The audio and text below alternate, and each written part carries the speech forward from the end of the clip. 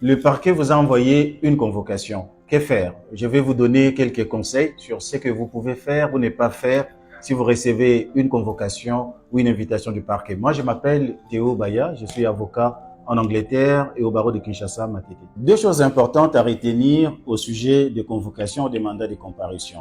La première, c'est que l'officier du ministère public qui vous invite n'a pas l'obligation d'indiquer sur l'invitation la raison pour laquelle il vous invite.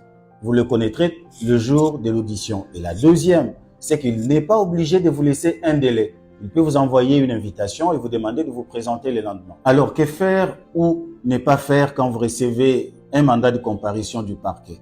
La première chose, c'est ne jamais ignorer ou négliger l'invitation ou le mandat de comparution du parquet. Pourquoi? Parce que ça ne met pas fin aux poursuites.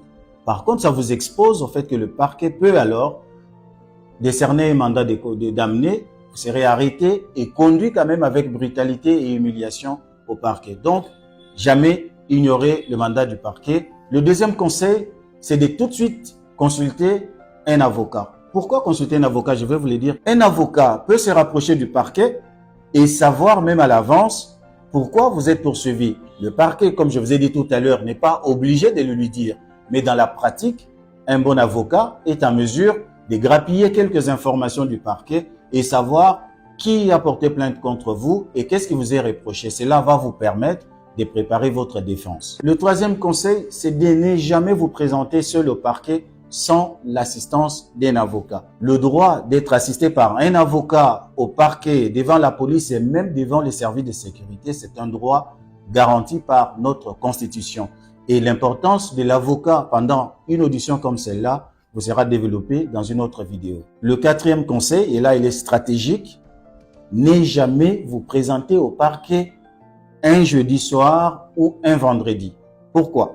Si le magistrat vous invite un jeudi soir ou surtout un vendredi, en tout cas d'expérience, c'est pour vous arrêter.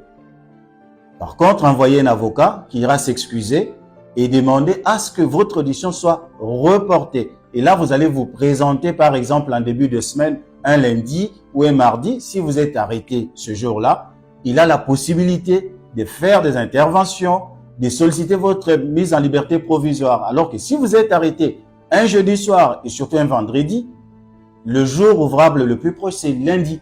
Donc, c'est à partir de lundi que l'avocat peut commencer à mener des démarches pour vous faire libérer. Alors, dans ce cas, surtout, ne jamais se présenter au parquet ces jours-là. C'était ça, mes conseils, si jamais vous êtes invité à vous présenter au parquet. Pour plus de conseils, visitez notre site internet